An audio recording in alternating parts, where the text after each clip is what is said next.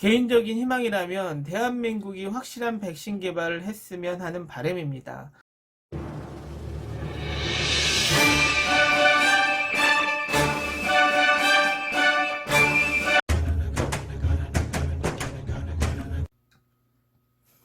안녕하세요. 정치를 품격 있게 풀어드리는 정치클래스TV의 심상만입니다. 일본의 아베가 이제 국민의 눈치를 보기 시작한 것 같습니다. 일본의 검찰청법 개정안을 보류했다라고 하는데, 이 배경에는 아베의 지지율 하락이 가장 큰 역할을 한 것으로 보입니다. 그런데 검찰청법 개정안을 보류하고 난 다음에 아베의 하는 소리가 더 가관입니다. 직업이 가수라 정치를 잘 몰라서 트위터 시위를 한다란 논조의 발언 때문에 다시 한번 공분을 사고 있습니다. 이 말 한마디가 일본의 정치인들이 국민들을 얼마나 무시하고 있는지 증명이 됩니다. 그럼 이 기사의 댓글 한번 보실까요?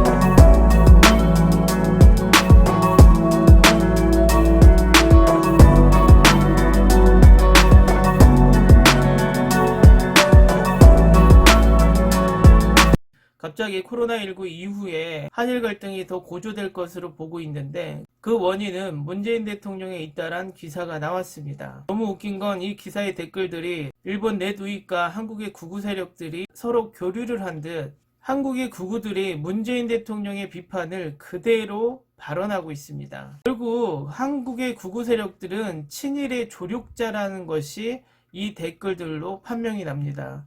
한번 댓글을 보실까요?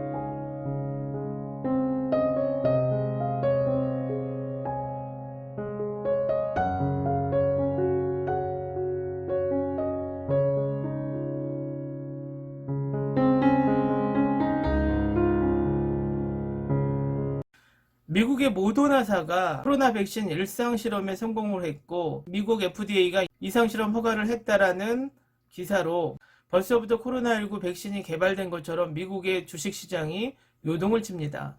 모더나사는 일상실험에서 실험 대상자 45명 모두에게 코로나19 항체가 형성되었다고 밝혔고, 부작용은 일부에서 일어났다고 밝혔습니다. 개인적인 생각은 일상실험에 성공한 것은 고무적이나 이것을 너무나 낙관적으로 봐서는 안 된다라고 생각이 됩니다. 의약품 개발이라는 것은 무엇보다 부작용이 가장 큰 위험성을 가지고 있고, 일상실험은 소규모 집단으로 진행되며 이상실험, 대규모 실험이 남아있기 때문에 그 실험에서 어떤 변수가 나올 수 있다는 것입니다. 대부분의 실험이 1상에서는 성공했지만 2상, 3상에서 실패한 경우가 많습니다. 그렇기 때문에 의약품 개발은 주식시장에서 사람들을 웃고 울리는 핵심 종목이 되었고, 그만큼 인체적, 사회적 위험성이 높다라는 것입니다.